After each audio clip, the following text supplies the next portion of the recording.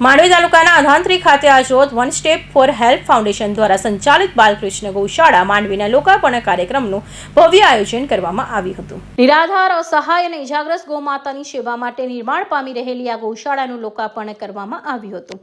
આ શુભ પ્રસંગે માંડવી નગરના સેવાભાવી મિત્રો, વડીલો, આગેવાનો તથા નગરજનો મોટી સંખ્યામાં ઉપસ્થિત રહી સેવા અને સહયોગનો લાભ લીધો હતો. આ ગૌશાળાનું શુભ સ્થળ રૂપણ અંધાત્રી રોડ વિદ્યા ભારતી ગર્લ્સ હાઈસ્કૂલ પાછળ માંડવી, તાલુકો માંડવી, જિલ્લો સુરત ખાતે ગૌશાળા બનાવવામાં આવેલ છે. કાર્યક્રમ દરમિયાન વૈદિક મંત્રાચારો સાથે ભૂમિપૂજન અને લોકાર્પણ વિધિ સંપન્ન કરવામાં આવી હતી. ઉપસ્થિત મહાનુભાવે ગૌસેવાના પવિત્ર કાર્યને બિરદાવી ગૌશાળાના નિર્માણ અને સંચાલનમાં સતત સહયોગ આપવાની ભાવના વ્યક્ત કરી હતી. ગૌમાતા જય શ્રી રામ. આજરોજ one step for help foundation દ્વારા બાલકૃષ્ણ ગૌશાળાનું લોકાર્પણ કરવામાં આવ્યું હતું, જેમાં ગામજનો તથા સેવાભાવી મિત્રો સાથે જોડાયા હતા.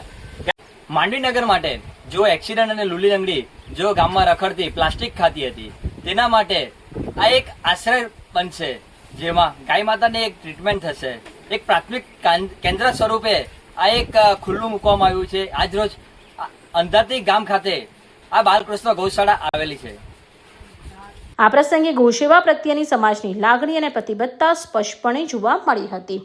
One step for help foundation દ્વારા ગૌમાતાના સંરક્ષણ, સારવાર માટે આશ્રયો માટે હાથ ધરવામાં આવેલા સેવા કાર્યો સમાજના વિવિધ વર્ગો તરફથી સારો પ્રતિસાદ મળી રહ્યો છે. અંતમાં કાર્યક્રમને સફળ બનાવવા માટે ઉપસ્થિત તમામ મહાનુભાવો, દાતાશ્રીઓ, સેવાભાવી મિત્રો તથા નગરજનોનો હૃદયપૂર્વક આભાર માન્યો અને વ્યક્ત કરવામાં આવ્યો હતો.